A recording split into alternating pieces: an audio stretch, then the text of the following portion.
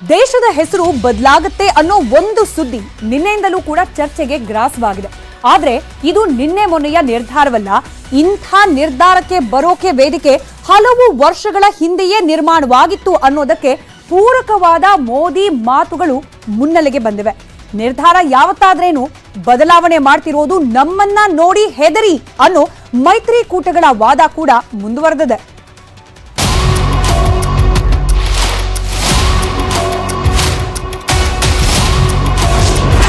India ಹೆಸರು ಭಾರತ್ ಆಗಿ ಬದಲಾವಣೆ. ಭಾರತ್ ಬಗ್ಗೆ ಮೋದಿ ಕೊಟ್ಟಿದ್ರು ಎರಡು ಸುಳಿವು. Republic of India republic of Bharat ಆಯಿತು. Prime minister of India prime minister of Bharat ಆಯಿತು. ಇಂಡಿಯಾ ಒಕ್ಕೂಟ ರಚಿಸಿದ್ದ ಮೋದಿ ವಿರೋಧ ಪಕ್ಷಗಳು ಇಂಡಿಯಾ ಒಕ್ಕೂಟಕ್ಕೆ ಹೆದರಿ ಭಾರತ್ ಹೆಸರಿಟ್ಟಿದ್ದಾರೆ ಅಂತಿವೆ. ಆದರೆ ಭಾರತ್ ಅನ್ನೋ ಹೆಸರನ್ನ ಇಡ್ತೀವಿ ಅನ್ನೋ ಸುಳಿವನ್ನ ಮೋದಿ 4 ವರ್ಷಗಳ ಹಿಂದೆಯೇ ಕೊಟ್ಟಿದ್ರು. हमारी योजना ऐसे नहीं होती. आपको लगता होगा कि लास्ट मोमेंट ऐसा कर दिया, लास्ट मोमेंट ऐसा कर दिया. ऐसा नहीं होता है जी. हम बहुत डिटेल में प्लान करके चीजों को ऑर्गेनाइज करते हैं. ठीक है, हमारा प्रोग्रेसिव अनफोल्डमेंट रहता है. सब चीजें पहले से नहीं बताते हैं. धीरे धीरे आपको पता चलता है. समुद्र के उत्तर में और हिमालय के दक्षिण में जो देश है उसे भारत कहते हैं तथा उनकी संतानों को भारती कहते हैं. विष्णु पुराण का ये श्लोक अगर कांग्रेस के लोगों को स्वीकार्य नहीं है तो मैं एक और कोट इस्तेमाल करूंगा. ಭಾರತ್ ಅನ್ನೋ ಹೆಸರು ಶೀಘ್ರದಲ್ಲೇ ಸಂವಿಧಾನಬದ್ಧವಾಗಿ ಅಧಿಕೃತವಾಗಿ ಜಾರಿಗೆ ಬರುವುದು ನಿಶ್ಚಿತ. ಆದ್ರೆ 2024ರ ಲೋಕಸಭೆ ಚುನಾವಣೆಗೆ ಮೋದಿ ಹೆದರಿದ್ದಾರೆ. ಇಂಡಿಯಾ ಒಕ್ಕೂಟಕ್ಕೆ ಭಯ ಬಿದ್ದಿದ್ದಾರೆ. ಅದಕ್ಕೆ ದೇಶದ ಹೆಸರನ್ನೇ ಬದಲಿಸಲು ಹೊರಟಿದ್ದಾರೆ ಅನ್ನೋದು ಕಾಂಗ್ರೆಸ್ ಮತ್ತು ವಿಪಕ್ಷಗಳ ಸಾಲು ಸಾಲು ಆರೋಪ. India that is Bharat shall be a union of states. यह हमारे संविधान में लिखा गया है. इस पर कोई बहस नहीं है. Prime minister has panicked. He is in a panic mode. Prime minister is not only fatigued but he is also in panic mode. 49ರಿಂದ ನಾವು ಇಂಡಿಯಾ ಅಂತ ಕರ್ಕ ಬಂದಿರೋದು. ಈಗ ಬದಲಾವಣೆ ಮಾಡಬೇಕಾದ ಅಗತ್ಯ ಏನಿದೆ? ನನ್ನ ಪ್ರಕಾರ ದೇರ್ ಇಸ್ ನೋ ನೀಡ್. ನಾವೆಲ್ಲ ಭಾರತೀಯರೇ. We the people of India ಅಂತ ಕೇಳ್ಕೊ ಬಂದಿದ್ದೀವಿ. ಈ ಬದಲಾವಣೆ ಮಾಡಿ ಭಾರತ ಅಂತ ಮಾಡಬೇಕಾದಂತ ಅಗತ್ಯ ಇದೆ. ನಾವು ಇಂಡಿಯಾ ಅಂದ್ರೆ ಅವ್ರು ಭಾರತ್ ಅಂತಾರೆ, ನಾವು ಭಾರತ ಅಂತ ಹೇಳಿದ್ರೆ ಅವ್ರು ಇಂಡಿಯಾ ಅಂತಾರೆ. ಈಗ ಯಾವುದೇ ಒಂದು ರಾಜ್ಯದ ಹೆಸರು ಬದಲಾವಣೆ ಮಾಡಬೇಕಾಗಿದ್ರೆ ಅದಕ್ಕೆ ಪ್ರಕ್ರಿಯೆಗಳು ಇರುತ್ತೆ. ಸುಮ್ಮನೆ ಇವರು ಹೊಟ್ಟೆವರು ಹೀಗೆ ಬಿಜೆಪಿ ಅವರು ನಾವು ಇಂಡಿಯಾ ಅಂತ ಹೇಳ್ಬಿಟ್ರಲ್ಲ, ಅವರು ಭಾರತ್ ಅಂತಾರೆ. ಉದ್ದೇಶ ಏನು? ಜನರಲ್ ಕನ್ಫ್ಯೂಷನ್ ಅನ್ನ ಸೃಷ್ಟಿ ಮಾಡಬೇಕು. ಒಂದು ರೀತಿ ಸರ್ವಾಧಿಕಾರ ಏಕಚಕ್ರಾಧಿಪತ್ಯ ಆಗೋಗಿದೆ. ಅದು ಇವತ್ತು ಹಂಗೆ ಆ ಪವರ್ ಇಟ್ಕೋಬೇಕಲ್ಲ. ಈಗ ಪವರ್ ಅನ್ನ ಬಿಟ್ಕೊಡಕ್ ರೆಡಿ ಇಲ್ಲ ಇವರು. ಅದೇ ಯಾವುದೇ ಭಾವನಾತ್ಮಕ ಒಂದು ವಿಷಯಗಳನ್ನು ಕೆರಳಿಸಿ ಜನರಿಗೆ ಡಿವೈಡ್ ಮಾಡ್ತಕ್ಕಂಥ ಕೆಲಸ ಅವ್ರು ಮಾಡ್ಲಿಕ್ಕೈತಾರೆ. ಅದರಲ್ಲಿಂದ ಚುನಾವಣೆ ಗೆದ್ದು ಏನು ಸಾಧಿಸ್ತಾರೋ ಗೊತ್ತಿಲ್ಲ. ವಿರೋಧಿಗಳ ಒಕ್ಕೂಟಕ್ಕೆ ಇಂಡಿಯಾ ಹೆಸರಿಟ್ಟಿದ್ದಕ್ಕೆ ಬದಲಾವಣೆಯೋ, ಬ್ರಿಟಿಷರ ಸಂಕೋಲೆಯಿಂದ ಮುಕ್ತರಾಗಲು ಭಾರತ್ ಹೆಸರಿಡುತ್ತಿದ್ದಾರೋ ಗೊತ್ತಿಲ್ಲ. ಒಟ್ನಲ್ಲಿ ಭಾರತ್ ಹೆಸರನ್ನ ಮುಂದಿನ ಸಂಸತ್ ಅಧಿವೇಶನದಲ್ಲೇ ಅಧಿಕೃತಗೊಳಿಸಿದ್ರೂ ಅಚ್ಚರಿಯಿಲ್ಲ. ಒಂದು ದೇಶ ಒಂದು ಚುನಾವಣೆ, ದೇಶಕ್ಕೆ ಭಾರತ್ ಅನ್ನೋ ಒಂದೇ ಹೆಸರು. ಇಂಥ ಐತಿಹಾಸಿಕ ಬದಲಾವಣೆಯ ಚರ್ಚೆಗೆ ಹೊಸ ಸಂಸತ್ ಭವನವೇ ವೇದಿಕೆಯಾಗುತ್ತಾ? ಸೂಚನೆಗಳು ಹಾಗೆ ಸಿಗ್ತಾ ಇದೆ. ಸೆಪ್ಟೆಂಬರ್ 18ರಿಂದ ಕರೆದಿರೋ ವಿಶೇಷ ಸಂಸತ್ ಅಧಿವೇಶನ ಸೆಂಟ್ರಲ್ ವಿಸ್ತಾದಲ್ಲೇ ನಡೆಯೋ ಖಚಿತವಾಗಿದೆ.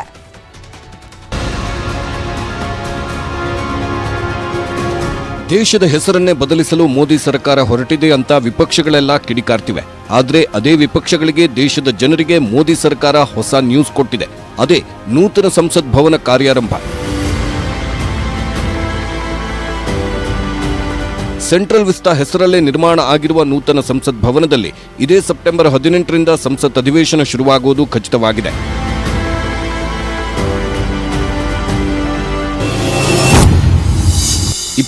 ಮೇ 2023 ನೂತನ ಸಂಸತ್ ಭವನವನ್ನ ಪ್ರಧಾನಿ ನರೇಂದ್ರ ಮೋದಿ ಉದ್ಘಾಟಿಸಿದ್ರು.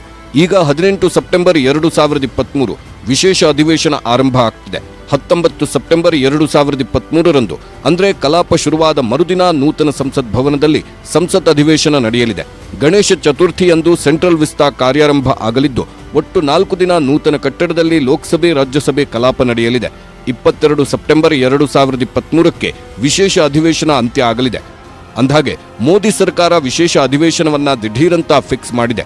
ಇದೇ ಅಧಿವೇಶನದಲ್ಲಿ ಜಮ್ಮು ಕಾಶ್ಮೀರಕ್ಕೆ ರಾಜ್ಯದ ಸ್ಥಾನಮಾನ, ಇಂಡಿಯಾ ಬದಲು ಭಾರತ್ ಹೆಸರು ಜಾರಿಗೊಳಿಸುವ ತಿದ್ದುಪಡಿ ಮಸೂದೆಗಳು ಮಂಡನೆಯಾಗುವ ಸಾಧ್ಯತೆ ಹೆಚ್ಚು. ಆದರೆ ಗಣೇಶ ಚತುರ್ಥಿ ದಿನವೇ ಸಂಸತ್ ಅಧಿವೇಶನ ಕರೆದಿರೋದು ವಿಪಕ್ಷಗಳಷ್ಟೇ ಅಲ್ಲ, ಕೆಲ ಬಿಜೆಪಿ ಸಂಸದರಿಗೂ ಇರಿಸುಮುರಿಸು ಸೃಷ್ಟಿಸಿದೆ. ಮೋದಿ ಸರ್ಕಾರ ಕರೆದಿರುವ ವಿಶೇಷ ಅಧಿವೇಶನದ ಬಗ್ಗೆ ವಿಪಕ್ಷಗಳಿಗೆ ಸರಿಯಾದ ಮಾಹಿತಿ ನೀಡದೆ ಎಡವಟ್ಟು ಮಾಡಿದೆ. ಎಡವಟ್ಟುಗಳ ಬಗ್ಗೆ ಎಐಸಿಸಿ ನಾಯಕಿ ಸೋನಿಯಾ ಗಾಂಧಿ ಪ್ರಧಾನಿ ನರೇಂದ್ರ ಮೋದಿ ಅವರಿಗೇನೆ ಪತ್ರ ಬರೆದಿದ್ದಾರೆ. 5 ದಿನಗಳ ಕಾಲ ಅಧಿವೇಶನ ಕರೆದಿರೋದು ಯಾಕೆ, ಯಾವ ವಿಚಾರಗಳ ಬಗ್ಗೆ ಅಂತ ಮಾಹಿತಿ ಇಲ್ಲ ಅಂದಿದ್ದಾರೆ. ಇದರ ಜೊತೆಗೇನೆ 9 ಪ್ರಮುಖ ಅಂಶಗಳ ಚರ್ಚೆಗೆ ಅವಕಾಶ ಸಿಗಬೇಕು ಅಂತ ಕೂಡ ಪತ್ರದಲ್ಲಿ ಉಲ್ಲೇಖ ಮಾಡಿದ್ದಾರೆ ಸೋನಿಯಾ ಗಾಂಧಿ. ಹಾಗಾದ್ರೆ ಸೋನಿಯಾ ಗಾಂಧಿ ಅವರು ಪತ್ರದಲ್ಲಿ ಉಲ್ಲೇಖ ಮಾಡಿರುವ ಆ 9 ಪ್ರಮುಖ ಅಂಶಗಳು ಯಾವುದು ಗಮನಿಸ್ತಾ ಹೋಗೋಣ ಒಂದೊಂದಾಗೆ. ಪ್ರಧಾನಿ ನರೇಂದ್ರ ಮೋದಿ ಅವರಿಗೆ ಬರೆದಿರುವ ಪತ್ರದಲ್ಲಿ ಸೋನಿಯಾ ಗಾಂಧಿ ತಿಳಿಸಿದ್ದಾರೆ, ಆರ್ಥಿಕ ಸ್ಥಿತಿಗತಿ ಬಗ್ಗೆ ಚರ್ಚೆ ಆಗಬೇಕು ಅಧಿವೇಶನದಲ್ಲಿ, ಬೆಲೆ ಏರಿಕೆ ವಿಚಾರಕ್ಕೆ ಸಂಬಂಧಪಟ್ಟಂತೆ ಚರ್ಚೆ ಆಗಬೇಕು, ನಿರುದ್ಯೋಗ ಸಮಸ್ಯೆ, ಕೈಗಾರಿಕೆಗಳು ಅನುಭವಿಸ್ತಾ ಇರುವ ಸಮಸ್ಯೆಗಳ ಬಗ್ಗೆ ಚರ್ಚೆ ಆಗಬೇಕು ಈ ವಿಶೇಷವಾದ ಅಧಿವೇಶನದಲ್ಲಿ ಅಂತ ಹೇಳಿ ಕೇಳಿದ್ದಾರೆ. ಇದರ ಜೊತೆಗೆ ರೈತರಿಗೆ ಭರವಸೆ ನೀಡಿದ್ದ ಎಂಎಸ್ಪಿ ಬಗ್ಗೆ ಸರ್ಕಾರ ಯಾವ ರೀತಿ ಕ್ರಮ ಕೈಗೊಂಡಿದೆ ಅನ್ನೋದರ ಚರ್ಚೆ ಆಗಲಿ, ಹಾಗೆ ರೈತರ ಹೋರಾಟದ ಬಗ್ಗೆ ಕೂಡ ಸವಿಸ್ತಾರವಾದ ಚರ್ಚೆಗೆ ವೇದಿಕೆ ಆಗಲಿ ವಿಶೇಷ ಅಧಿವೇಶನ ಅನ್ನೋದು ಸೋನಿಯಾ ಗಾಂಧಿ ಅವರ ಇಂಗಿತ. ಇದರ ಜೊತೆಗೆ ಅದಾನಿ ಸಮೂಹದ ಅಕ್ರಮಗಳ ತನಿಖೆಗೆ ಜಂಟಿ ಸಂಸದೀಯ ಸಮಿತಿ ರಚನೆ ಆಗಿದೆಯಾ, ಆಗಿದ್ರೆ ಯಾವ ರೀತಿ ಕಾರ್ಯವೈಖರಿ ನಡೆಸ್ತಾ ಇದೆ, ಇದರ ಬಗ್ಗೆ ಕೂಡ ಚರ್ಚೆ ಆಗಬೇಕು ಅನ್ನೋ ಪ್ರಶ್ನೆಯನ್ನ ಪ್ರಧಾನಿಗಳ ಮುಂದಿಟ್ಟಿದ್ದಾರೆ. ಇನ್ನು ಮಣಿಪುರದ ಗಲಭೆ, ಜನರ ಸಂಕಷ್ಟ, ಮಹಿಳೆಯರನ್ನ ಬೆತ್ತಲೆಗೊಳಿಸಿದ್ರ ಬಗ್ಗೆ ಚರ್ಚೆ ಆಗೇ ಇಲ್ಲ. ಚರ್ಚೆ ಮಾಡುವ ಸಂದರ್ಭದಲ್ಲಿ ಗಲಾಟೆ ಗದ್ದಲಗಳಾಗೋಯ್ತು. ವಿಶೇಷ ಅಧಿವೇಶನದಲ್ಲಿ ಅದಕ್ಕೆ ಅವಕಾಶ ಮಾಡಿಕೊಡ್ಬೇಕು ಅಂತ ಕೂಡ ಕೇಳ್ಕೊಂಡಿದ್ದಾರೆ. ಇದಿಷ್ಟೇ ಅಲ್ಲದೆ ಹರಿಯಾಣದಂತಹ ವಿವಿಧ ರಾಜ್ಯಗಳಲ್ಲಿ ಆಗ್ತಾ ಇರುವ ಕೋಮು ಗಲಭೆಗಳು, ಅಶಾಂತಿಯ ವಾತಾವರಣ, ಇದಕ್ಕೆ ಕೇಂದ್ರ ಸರ್ಕಾರ ಯಾವ ರೀತಿ ಕ್ರಮ ಕೈಗೊಳ್ತಿದೆ, ಅದರ ಚಿಂತನೆ ಏನು ಅನ್ನೋದರ ಬಗ್ಗೆ ಕೂಡ ಚರ್ಚೆಗೆ ವೇದಿಕೆ ಆಗಲಿ ವಿಶೇಷ ಅಧಿವೇಶನ ಅನ್ನೋದು ಸೋನಿಯಾ ಗಾಂಧಿ ಅವರ ಮನವಿ.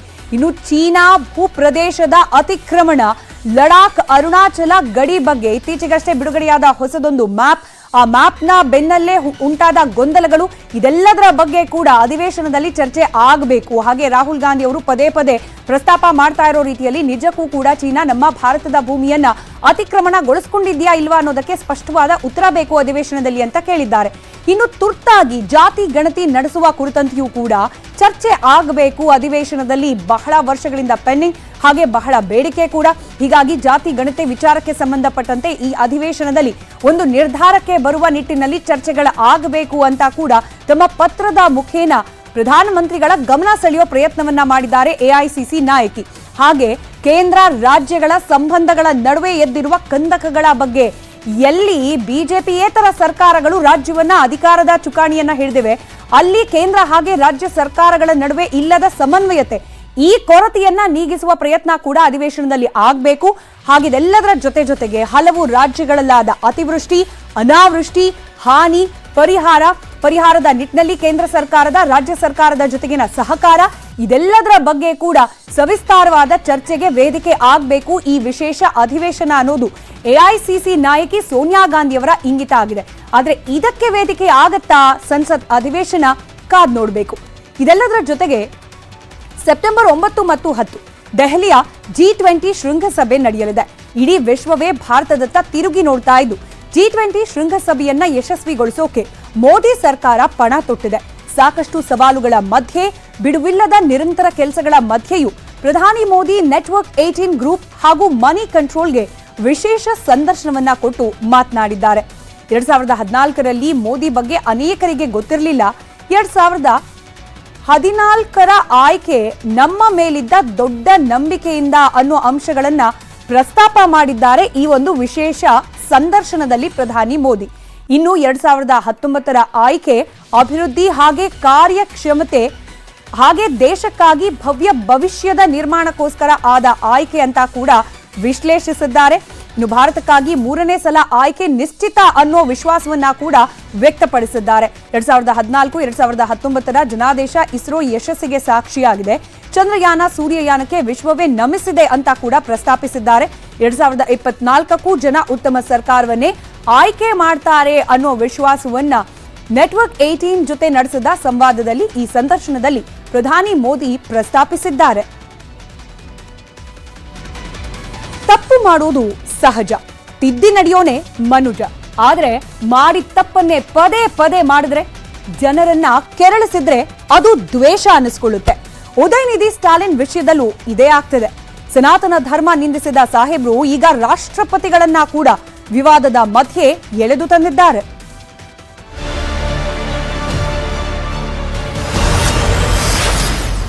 ಸನಾತನ ಧರ್ಮ ನಿಂದಿಸಿ ವಿವಾದಕ್ಕೆ ಸಿಲುಕಿದ್ರು. ಈಗ ವಿವಾದಕ್ಕೆ ರಾಷ್ಟ್ರಪತಿಗಳನ್ನೂ ಎಳೆದ ಉದಯನಿಧಿ.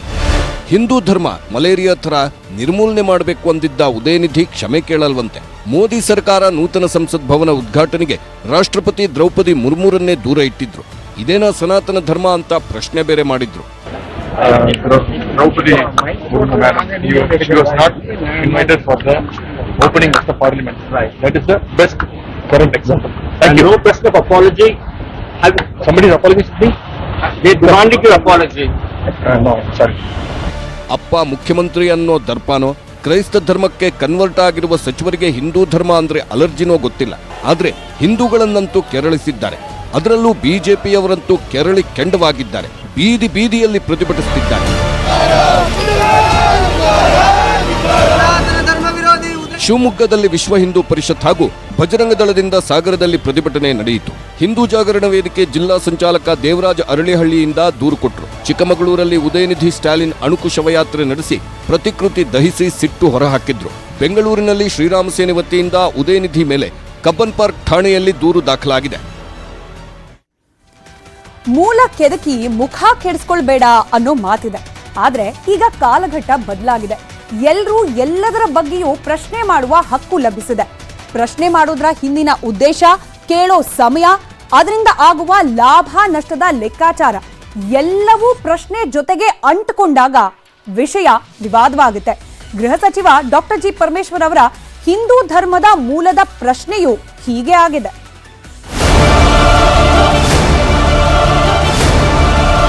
ಪ್ರಪಂಚದ ಇತಿಹಾಸದಲ್ಲಿ ಅನೇಕ ಧರ್ಮಗಳು ಹುಟ್ಟಿಕೊಂಡಿದ್ದಾವೆ. ಹಿಂದೂ ಧರ್ಮ ಯಾವಾಗ ಹುಟ್ಟಿತು, ಯಾರು ಹುಟ್ಟಿಸಿದ್ರು ಹಿಂದೂ ಧರ್ಮ, ಇನ್ನೂ ಕ್ವಶನ್ ಮಾರ್ಕೆ ಬಿದ್ದಿದೆ. ತಂದೆಲ್ಲ ಕ್ವಶನ್ ಮಾರ್ಕ್.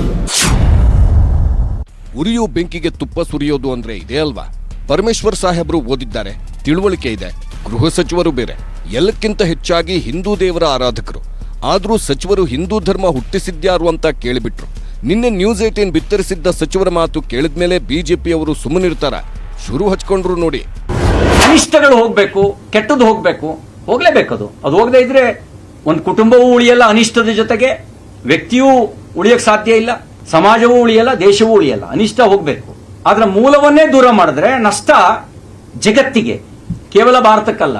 ತಪ್ಪನ್ನ ತಪ್ಪು ಅಂತ ಹೇಳುವಂತ ಧೈರ್ಯ ಇಲ್ಲ. ಇಂಥ ದುರಹಂಕಾರದ ಮಾತುಗಳನ್ನು ಹೇಳ್ತಾ ಇದ್ದಾರೆ. ಈ ಅಹಂಕಾರದ ಮಾತು, ದುರಹಂಕಾರದ ಮಾತುಗಳಿಗೆ ಅವರೇ ಭಸ್ಮ ಆಗ್ತಾರೆ. ಮಾನ್ಯ ಗೃಹ ಸಚಿವರು ಪರಮೇಶ್ವರ್ ಅವ್ರ ಹೆಸರಲ್ಲೇ ಪರಮೇಶ್ವರ ಇದ್ದಾನೆ.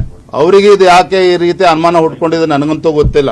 ಈ ಭೂಮಿಯ ಮೇಲೆ ಯಾವಾಗ ಪ್ರಕೃತಿ ಹುಟ್ಟತೋ ಅವತ್ತೇ ಹಿಂದೂ ಧರ್ಮ ಹುಟ್ಟಿರ್ತಕ್ಕಂಥದ್ದು. ಹಿಂದೂ ಧರ್ಮದಲ್ಲಿ ಅಥವಾ ಸನಾತನ ಪರಂಪರೆಯಲ್ಲಿ ಮೇಲು ಕೀಳು ವರ್ಗ ವರ್ಣ ವ್ಯವಸ್ಥೆ ಇಲ್ಲ.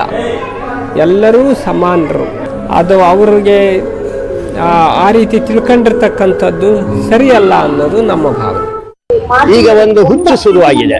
ನಮ್ಮ ಸನಾತನ ಧರ್ಮವನ್ನು ದೂಷಣೆ ಮಾಡಿದ್ರೆ ನನಗೆ ಅಲ್ಪಸಂಖ್ಯಾತರ ಓಟ್ ಸಿಗ್ತದೆ, ಆ ವೋಟ್ ಬ್ಯಾಂಕಿನ ಮೇಲೆ ನಾನು ಅಧಿಕಾರ ಸ್ಥಾಪನೆ ಮಾಡ್ತೇನೆ ಅಂತ ಹೇಳುವ ರೀತಿಯಲ್ಲಿ ಇವತ್ತು ಮಾಡ್ತಾರೆ.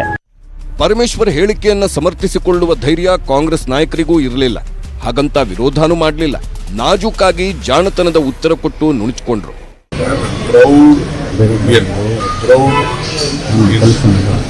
ಇವತ್ತು ಪರಮೇಶ್ವರರಾಗ್ಲಿ ಯಾರು ಹಿಂದೂ ಧರ್ಮದ ವಿರೋಧಿಗಳಲ್ಲ. ಅವರು ಕೆಲವೊಂದು ಅರ್ಥ ತಮ್ಮ ಭಾವನೆಗಳನ್ನ ಹೇಳಿದ್ದಾರೆ. ಇಷ್ಟೆಲ್ಲ ಆದ್ಮೇಲೆ ಗೃಹ ಸಚಿವ ಪರಮೇಶ್ವರ್ ಸಿಟ್ಟಾಗದೇ ಇರ್ತಾರ? ಮಾಧ್ಯಮದವರ ಮೇಲೆ, ಬಿಜೆಪಿಯವರ ಮೇಲೆ ಗರಂ ಆದ್ರು. ಪ್ರಪಂಚದ ಇತಿಹಾಸದಲ್ಲಿ ಅನೇಕ ಧರ್ಮಗಳು ಹುಟ್ಟಿಕೊಂಡಿದ್ದಾವೆ. ಹಿಂದೂ ಧರ್ಮ ಯಾವಾಗ ಹುಟ್ಟಿತು, ಯಾರು ಹುಟ್ಟಿಸಿದ್ರು ಹಿಂದೂ ಧರ್ಮ, ಇನ್ನೂ ಕ್ವಶನ್ ಮಾರ್ಕೆ ಬಿದ್ದಿದೆ. ತಂದೆಲ್ಲ ಕ್ವಶನ್ ಮಾರ್ಕ್. ಏನಕ್ಕೆ ಮಾಡಿದಿರಿ? ಯದಾ ಈ ಧರ್ಮಸ್ಯ ಜ್ಞಾನಿರ್ಭವತಿ ಭಾರತ. ಯಾಕೆ ಹೇಳಿದೆ ನಾನು? ನಮಗೆ ಅಭಿಮಾನ ಇಲ್ಲ, ಗೌರವ ಇಲ್ಲ, ನಮಗಿಲ್ದೇ ಇರೋದು ಇವ್ರಿಗೆ ಬಂದ್ಬಿಡ್ತದ? ಯಾವ ವಿವಾದವೂ ಇಲ್ಲ. ಅದರಲ್ಲಿ ವಿವಾದ ಮಾಡ್ಕೊಂಡವ್ರು ಅವ್ರು ಮಾಡ್ಕೋಬೇಕಷ್ಟೇ. ಅವರು ಟೀಕೆ ಮಾಡಿದ್ರೆ ಸಂದರ್ಭ ಬಂದಾಗ ಉತ್ತರ ಕೊಡೋಣ. ಕಾವೇರಿ ನೀರು ತಮಿಳುನಾಡಿಗೆ ಸರಾಗವಾಗಿ ಹರಿದು ಹೋಗ್ತಾ ಇದೆ. ಇತ್ತ ನೀರಿಗಾಗಿ ಅನ್ನದಾತರ ಪ್ರತಿಭಟನೆ ಕೂಡ ಮುಂದುವರೆದಿದೆ. ಇವತ್ತು ರಾಜ್ಯ ರಾಜಧಾನಿಗೂ ಈ ಪ್ರತಿಭಟನೆ ತಲುಪಿದೆ. ರಾಜಕೀಯ ನಾಯಕರ ವಿರುದ್ಧದ ಧಿಕ್ಕಾರದ ಕೂಗು ಬೆಂಗಳೂರಿನ ಗಲ್ಲಿ ಗಲ್ಲಿಗಳಲ್ಲೂ ಕೇಳಿಸಿದೆ. ಹೋರಾಟಗಾರರು ನಾಳೆ ಸಿಎಂ ಭೇಟಿಗೂ ಸಮಯ ನಿಗದಿಯಾಗಿದೆ. ಸುಪ್ರೀಂ ಕೋರ್ಟ್ನಲ್ಲಿ ಆಗಲೇ ಇಲ್ಲ ಕಾವೇರಿ ವಿಚಾರಣೆ. ಸೆಪ್ಟೆಂಬರ್ 21ರವರೆಗೂ ತಮಿಳುನಾಡಿಗೆ ಕಾವೇರಿ ನೀರು. ಕಾವೇರಿ ನದಿ ನೀರು ಹಂಚಿಕೆ ವಿಚಾರದಲ್ಲಿ ಇಂದು ನಡೆಯಬೇಕಾಗಿದ್ದ ಅರ್ಜಿ ವಿಚಾರಣೆ ಸೆಪ್ಟೆಂಬರ್ 21ಕ್ಕೆ ಮುಂದೂಡಿದೆ. ತ್ರಿಸದಸ್ಯ ಪೀಠದ ಮುಖ್ಯ ನ್ಯಾಯಮೂರ್ತಿಗಳು ರಜೆಯಲ್ಲಿದ್ದಾರೆ ಅಂತ 21ಕ್ಕೆ ಅರ್ಜಿ ಮುಂದೂಡಿಕೆಯಾಗಿದೆ. ಈಗ ಕರ್ನಾಟಕ ಕಾವೇರಿ ಪ್ರಾಧಿಕಾರದ ತೀರ್ಪಿನಂತೆ ತಮಿಳುನಾಡಿಗೆ ಪ್ರತಿದಿನ 5ರಿಂದ 7,000 ಕ್ಯೂಸೆಕ್ ನೀರನ್ನ 21ರವರೆಗೂ ಬಿಡಬೇಕಾದ ಇಕ್ಕಟ್ಟಿಗೆ ಸಿಲುಕಿದೆ.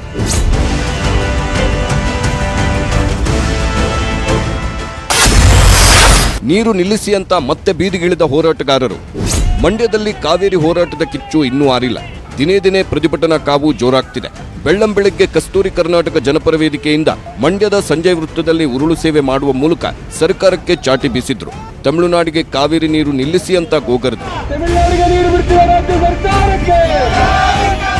ಮಂಡ್ಯದಲ್ಲಿ ಕನ್ನಡ ಸೇನೆ ಸದಸ್ಯರು ಪಟಾಪಟಿ ಚಡ್ಡಿ ಧರಿಸಿ ಪ್ರತಿಭಟನಾ ಮೆರವಣಿಗೆ ಮಾಡಿದ್ರು. ಕೆಲಕಾಲ ಬೆಂಗಳೂರು ಮೈಸೂರು ಹಳೆ ಹೆದ್ದಾರಿ ತಡೆದು ಸರ್ಕಾರ ಮತ್ತು ಸಚಿವರ ವಿರುದ್ಧ ಧಿಕ್ಕಾರ ಕೂಗಿದ್ರು.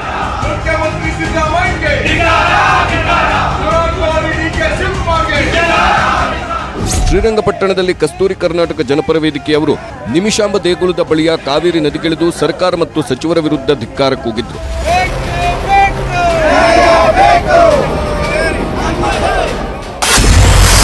ಬೆಂಗಳೂರಿಗೆ ಕಾಲಿಟ್ಟ ಕಾವೇರಿ ನೀರಿನ ಕಿಚ್ಚು.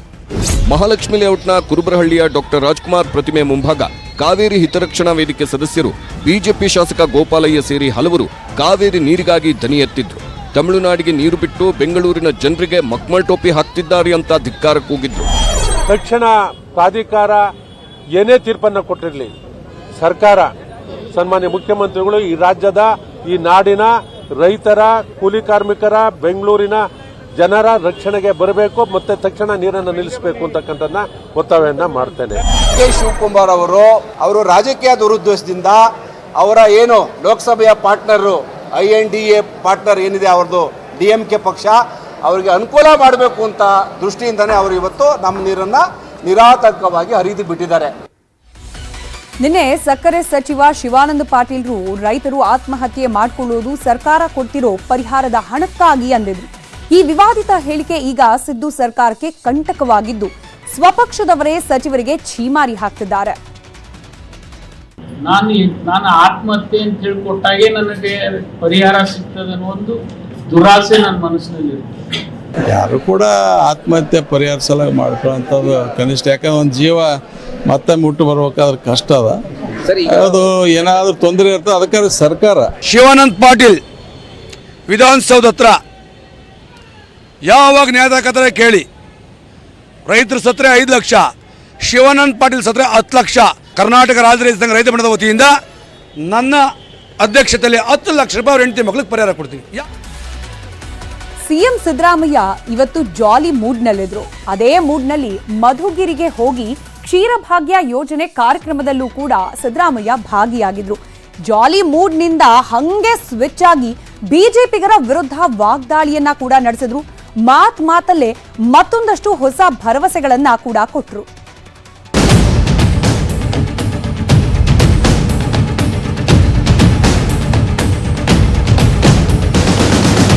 ಮುಖ್ಯಮಂತ್ರಿ ಸಿದ್ದರಾಮಯ್ಯ ಇವತ್ತು ಮಧುಗಿರಿಯಲ್ಲಿ ನಡೆದ ಕ್ಷೀರಭಾಗ್ಯ ಕಾರ್ಯಕ್ರಮದ ದಶಮಾನೋತ್ಸವದಲ್ಲಿ ಭಾಗಿಯಾದರು. ಸಿಕ್ಕಾಪಟ್ಟೆ ಕೂಲಾಗಿದ್ರು, ಜಾಲಿಯಾಗಿದ್ರು. ರಸ್ತೆಯಲ್ಲಿ ಶಿಳ್ಳೆ ಹೊಡ್ಕೊಂಡೇ ಮಧುಗಿರಿ ಕಾರ್ಯಕ್ರಮಕ್ಕೂ ಬಂದರು. ಆಮೇಲೆ ಕ್ಷೀರಭಾಗ್ಯ ದಶಮಾನೋತ್ಸವಕ್ಕೆ ಚಾಲನೆ ಕೊಟ್ಟು ಮಾತನಾಡಿದ್ರು. ಕೆಲವು ಮಾತುಗಳು ಸಿಟ್ಟಿನಿಂದ ಕೂಡಿದ್ರೆ ಹೊಸ ಭಾಗ್ಯಗಳನ್ನು ಘೋಷಿಸಿ ಬಿಜೆಪಿಯವರನ್ನ ಮನಸ್ಸೋ ಇಚ್ಛೆ ಬೈದಿದ್ದೂ ಉಂಟು. ಕ್ಷೀರಭಾಗ್ಯಕ್ಕೆ ಅಂತಾರಾಷ್ಟ್ರೀಯ ಮನ್ನಣೆ ಸಿಕ್ಕಿದೆ. ಚಪ್ಪಾಳೆ ಹೊಡಿರಿ ಅಂತ ಛೇಡಿಸಿದ ಸಿಎಂ. ಕ್ಷೀರಭಾಗ್ಯ ಕಾರ್ಯಕ್ರಮ ಇದೆಯಲ್ಲ, ಈ ಕಾರ್ಯಕ್ರಮಕ್ಕೆ ಅಂತಾರಾಷ್ಟ್ರೀಯ ಮನ್ನಣೆ ಸಿಕ್ಕಿದೆ. ಚಪ್ಪಾಳೆನೇ ತಟ್ಟಿಲ್ವಲ್ರಿ ನೀವು? ಅನ್ನಭಾಗ್ಯಕ್ಕೆ ಅಕ್ಕಿ ಕೊಡದ ನೀಚರು ಬಿಜೆಪಿಯವರು. ಅಕ್ಕಿ ಕೊಡ್ರಿ ನಮಗೆ ಅಂತ ಹೇಳಿ ಕೇಳಿದಾಗ ಹೂ ಅಂತ ಒಪ್ಕೊಂಡು ಆಮೇಲೆ ಕೊಡದೆ ಹೋದ್ರಲ್ಲ ಇವ್ರು ಎಂತ ನೀಚರು ಅಂತಕ್ಕಂಥದನ್ನ ತಾವೆಲ್ಲ ತೀರ್ಮಾನ ಮಾಡೋದು. 5 ಗ್ಯಾರಂಟಿ ಕೊಟ್ಟಿದ್ದೀವಿ, ಬಿಜೆಪಿಗೆ ವೋಟು ಹಾಕಬೇಡಿ. ಮತ್ತೆ ಬಿಜೆಪಿ ವೋಟ್ ಹಾಕ್ತೀರಾ ಪಾರ್ಲಿಮೆಂಟ್ಗೆ?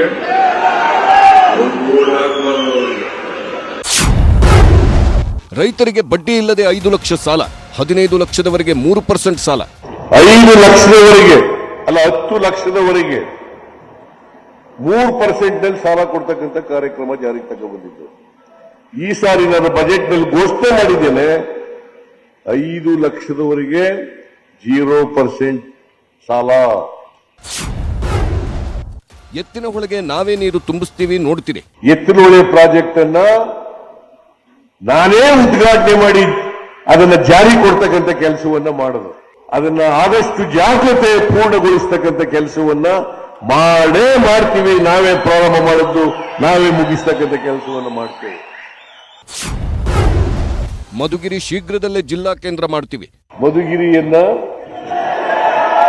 ಜಿಲ್ಲಾ ಕೇಂದ್ರವನ್ನಾಗಿ ಮಾಡಬೇಕು. ಶತ್ರುವಿನ ಶತ್ರು ಮಿತ್ರ, ರಾಜಕೀಯದಲ್ಲೂ ಇದು ಸತ್ಯ. ಕಾಮನ್ ಶತ್ರು ಡಿಕೆ ಬ್ರದರ್ಸ್ ಕಟ್ ಹಾಕೋಕೆ ಒಂದಾಗೋಣ ಬಾ ಅಂತ ಕಟ್ಟರ್ ರಾಜಕೀಯ ದುಶ್ಮನ್ಗಳು ಪ್ಲಾನ್ ಮಾಡ್ತಿದ್ದಾರೆ. ನಿಮ್ ಜೊತೆ ನಾನು ಫೀಲ್ಡ್ಗೆ ಇಳದೇ ಬಿಡ್ತೀನಿ ಅಂತ ಮಾಜಿ ಮಿನಿಸ್ಟರ್ ಕೂಡ ಆಕ್ಟಿವ್ ಆಗಿದ್ದಾರೆ. ಇದೆಲ್ಲದರ ಪರಿಣಾಮ ರಾಮನಗರ ರಾಜಕೀಯ ಮತ್ತಷ್ಟು ರಂಗೇರಿದೆ.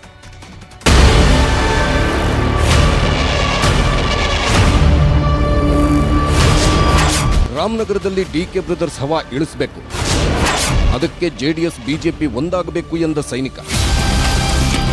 ರಾಮನಗರದಲ್ಲಿದ್ದ ಮೆಡಿಕಲ್ ಕಾಲೇಜನ್ನ ಯಾವಾಗ ಡಿಕೆ ಶಿವಕುಮಾರ್ ಕನಕಪುರಕ್ಕೆ ಶಿಫ್ಟ್ ಮಾಡಿಸಿದ್ರು ಆಗ್ಲಿಂದಲೂ ಡಿಕೆ ಬ್ರದರ್ಸ್ ಟಾರ್ಗೆಟ್ ಆಗೋದು. ಈಗ ಲೋಕಸಭೆ ಎಲೆಕ್ಷನ್ ಹತ್ತಿರ ಬರ್ತಿದ್ದು ಬೆಂಗಳೂರು ಗ್ರಾಮಾಂತರ ವ್ಯಾಪ್ತಿಗೆ ಬರುವ ಡಿಕೆ ಸುರೇಶ್ ಕ್ಷೇತ್ರವನ್ನ ಸೋಲಿಸಬೇಕಂತೆ. ಅದಕ್ಕೆ ರಾಮನಗರದಿಂದಲೇ ವೇದಿಕೆ ಸೃಷ್ಟಿಸಬೇಕು, ಅದಕ್ಕೆ ಬಿಜೆಪಿ ಜೊತೆ ಜೆಡಿಎಸ್ ಕೈಜೋಡಿಸಬೇಕು ಅಂತಿದ್ದಾರೆ ಕುಮಾರಸ್ವಾಮಿ ಅವರ ಕಟ್ಟ ಎದುರಾಳಿ ಯೋಗೇಶ್ವರ್.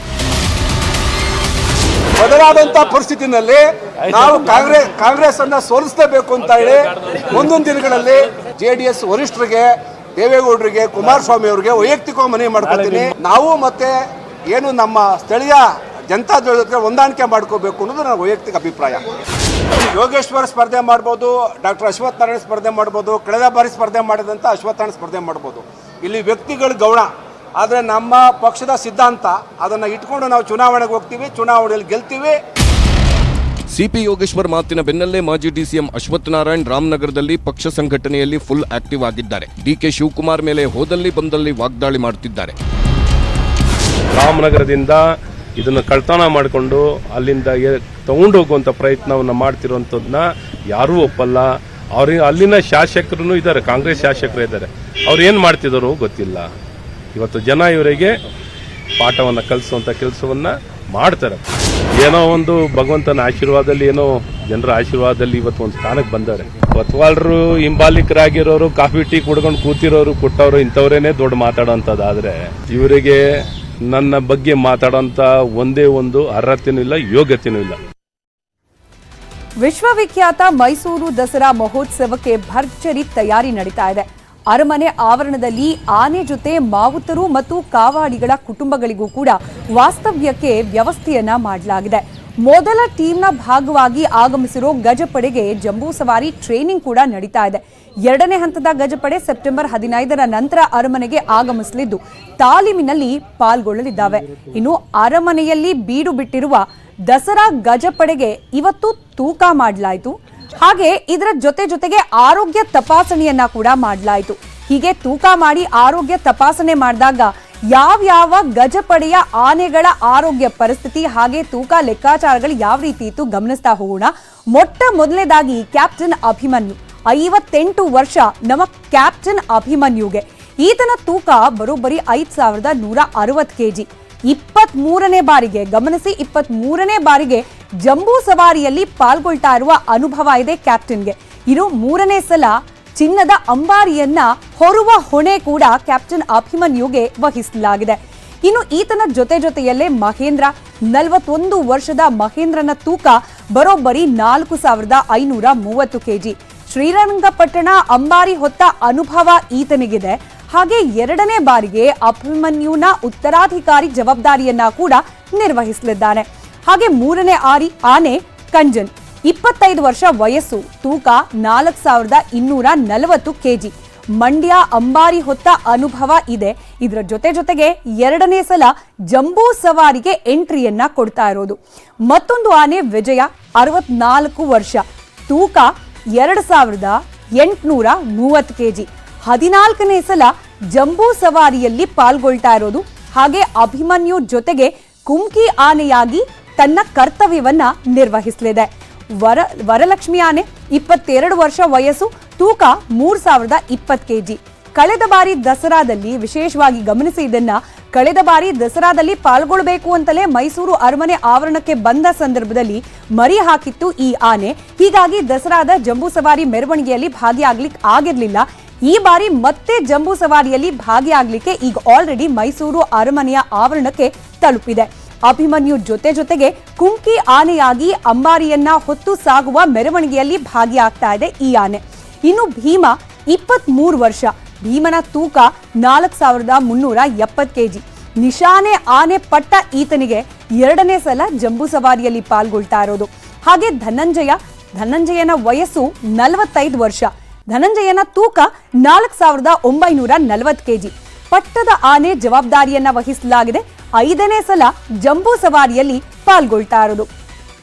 ಇದರ ಜೊತೆಗೆ ಗೋಪಿ ಆನೆ 42 ವರ್ಷದ ಗೋಪಿ ಆನೆಯ ತೂಕ 5080 ಕೆಜಿ. 12ನೇ ಬಾರಿ ಜಂಬೂ ಸವಾರಿಯಲ್ಲಿ ಈತ ಪಾಲ್ಗೊಳ್ತಿದ್ದಾನೆ. ದುಬಾರಿಯಲ್ಲಿ ಸಫಾರಿ ಕೆಲಸವನ್ನ ಮಾಡೋದ್ರಲ್ಲಿ ಪರಿಣಿತ ಈತ ಜಂಬೂ ಸವಾರಿಯಲ್ಲಿ 12ನೇ ಬಾರಿ ಪಾಲ್ಗೊಳ್ತಾ ಇರೋದ್ರಿಂದ ಈತನ ನಡೆ ಬಗ್ಗೆ ಕೂಡ ಸಾಕಷ್ಟು ಕುತೂಹಲ ಇದ್ದೇ ಇದೆ. ಇನ್ನು ದಿನದ ಮತ್ತಷ್ಟು ಪ್ರಮುಖ ಸುದ್ದಿಗಳನ್ನ ಕ್ವಿಕ್ ಆಗಿ ಗಮನಿಸ್ತಾ ಹೋಗೋಣ ಸೂಪರ್ ಸ್ಪೀಡ್ ನಲ್ಲಿ. ಡಿಸಿಎಂ ಡಿಕೆ ಶಿವಕುಮಾರ್ ಬಿಜೆಪಿ ಮಾಜಿ ಶಾಸಕಿ ಪೂರ್ಣಿಮಾ ನಿವಾಸಕ್ಕೆ ಭೇಟಿ ಕೊಟ್ಟಿದ್ರು. ಕೃಷ್ಣ ಜನ್ಮಾಷ್ಟಮಿ ಪ್ರಯುಕ್ತ ಬುಧವಾರ ಭೇಟಿ ನೀಡಿ ಊಟ ಕೂಡ ಮಾಡಿದ್ದಾರೆ. ಆಪರೇಷನ್ ಹಸ್ತದ ಬೆನ್ನಲ್ಲೇ ಪೂರ್ಣಿಮಾ ಶ್ರೀನಿವಾಸ್ ಭೇಟಿ ಕುತೂಹಲ ಕೆರಳಿಸಿದೆ. ಬೆಂಗಳೂರಿನಲ್ಲಿ ಜೆಡಿಎಸ್ ಸಮಾವೇಶದ ಬಗ್ಗೆ ಕುಮಾರಸ್ವಾಮಿ ಮಹತ್ವದ ಸಭೆ ಕರೆದಿದ್ದಾರೆ. ಆರೋಗ್ಯ ಚೇತರಿಕೆ ಬಳಿಕ ಶಾಸಕರ ಜೊತೆ ಎಚ್ಡಿಕೆ ಮೊದಲ ಸಭೆ ನಡೆಸಿದ್ರು. ಸಭೆಯಲ್ಲಿ ಮಾಜಿ ಪ್ರಧಾನಿ ಎಚ್ಡಿ ದೇವೇಗೌಡರು, ಜಿಟಿ ದೇವೇಗೌಡ ಹಾಗೆ ನಿಖಿಲ್ ಸೇರಿದಂತೆ ಅನೇಕರು ಭಾಗಿಯಾಗಿದ್ದರು. ಸೆಪ್ಟೆಂಬರ್ 9 ಮತ್ತು 10ರಂದು ದೆಹಲಿಯಲ್ಲಿ G20 ಶೃಂಗಸಭೆ ನಡೆಯಲಿದೆ. ಇದಕ್ಕಾಗಿ ರಾಷ್ಟ್ರ ರಾಜಧಾನಿ ನವದೆಹಲಿ ಸಜ್ಜಾಗ್ತಾ ಇದೆ. ಇದರ ಮಧ್ಯೆ ಶೃಂಗಸಭೆಗೆ ಆಗಮಿಸ್ತಾ ಇರೋ ಗಣ್ಯರ ಊಟೋಪಚಾರಕ್ಕೆ ಬೆಳ್ಳಿ ಹಾಗೂ ಚಿನ್ನದ ತಟ್ಟೆ ಲೋಟಗಳನ್ನು ಸಿದ್ಧಪಡಿಸಲಾಗಿದೆ. ಇತ್ತ ತೆಲಂಗಾಣದ ರೈತನೊಬ್ಬ ತನ್ನ ಭತ್ತದ ಗದ್ದೆಯಲ್ಲಿ G20 ಲೋಗೋ ಅರಳಿಸಿ ಎಲ್ಲರ ಗಮನ ಸೆಳೆದಿದ್ದಾರೆ. ಚಿನ್ನಿ ಕೃಷ್ಣುಡು ಎಂಬ ರೈತನ ಈ ಕಲೆಗೆ ಶ್ಲಾಘನೆ ವ್ಯಕ್ತವಾಗ್ತಿದೆ.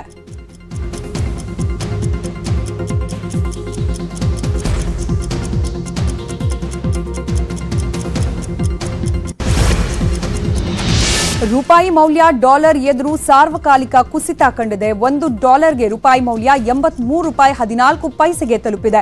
ಬರೀ ರೂಪಾಯಿ ಅಷ್ಟೇ ಅಲ್ಲ, ಚೀನಾದ ಯುವಾನ್ ಸೇರಿದಂತೆ ಏಷ್ಯಾದ ಕರೆನ್ಸಿಗಳ ಮೌಲ್ಯ ಕೂಡ ಕುಸಿದಿದೆ. ಕಚ್ಚಾ ತೈಲ ಬೆಲೆಗಳ ಏರಿಕೆ ಹಾಗೆ ಎಫ್ಪಿಐ ಹೊರಹರಿವು ರೂಪಾಯಿ ಕುಸಿತಕ್ಕೆ ಕಾರಣವಾಗಿದೆ. ಭಾರೀ ಮಳೆಗೆ ಹೈದರಾಬಾದ್ ಮಹಾನಗರ ತತ್ತರಿಸಿ ಹೋಗಿದೆ. ಧಾರಾಕಾರ ಮಳೆಯಿಂದಾಗಿ ಮೂಸಿ ನದಿ ಉಕ್ಕಿ ಹರಿತಾ ಇದ್ದು ನಗರದ ಹಲವೆಡೆ ಪ್ರವಾಹ ಪರಿಸ್ಥಿತಿ ತಲೆದೋರಿದೆ. ಇತ್ತ ತೆಲಂಗಾಣದಲ್ಲಿ ಭಾರೀ ಮಳೆ ಸುರಿತಾ ಇದೆ. ರಂಗಾರೆಡ್ಡಿ ನಗರದಲ್ಲೂ ಕೂಡ ಪ್ರವಾಹ ಪರಿಸ್ಥಿತಿ ಎದುರಾಗಿದ್ದು ಮಳೆ ನೀರಿನ ಜೊತೆ ಭಾರೀ ಪ್ರಮಾಣದ ನೊರೆ ಕಾಣಿಸಿಕೊಂಡಿದೆ. ಶಿರಡಿ ನಗರ, ಧರಣಿ ನಗರದ ರಸ್ತೆಗಳಲ್ಲಿ ನೊರೆ ರೂಪುಗೊಂಡಿದ್ದು ಜನ ಆತಂಕಕ್ಕೆ ಈಡಾಗಿದ್ದಾರೆ. ರಾಜ್ಯದೆಲ್ಲೆಡೆ ಕೃಷ್ಣ ಜನ್ಮಾಷ್ಟಮಿ ಸಂಭ್ರಮ ಮನೆ ಮಾಡಿದೆ. ಬೆಂಗಳೂರಿನ ಇಸ್ಕಾನ್ ದೇವಸ್ಥಾನಕ್ಕೆ ಕೃಷ್ಣ ಜನ್ಮಾಷ್ಟಮಿ ಪ್ರಯುಕ್ತ ಸಾಕಷ್ಟು ಭಕ್ತಾದಿಗಳು ಆಗಮಿಸಿದ್ರು.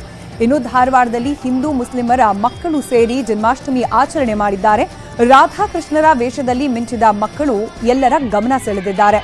ಇನ್ನು ಗದಗ ಜಿಲ್ಲೆಯ ನಗರದ ಪ್ರಮುಖ ರಸ್ತೆಯಲ್ಲಿ ಶ್ರೀಕೃಷ್ಣ ಭಾವಚಿತ್ರದ ಅದ್ಧೂರಿ ಮೆರವಣಿಗೆ ಮಾಡಲಾಯಿತು. ಯುವಕರು ಮೊಸರಿನ ಗಡಿಗೆ ಒಡೆದು ಸಂಭ್ರಮಿಸಿದ್ರು.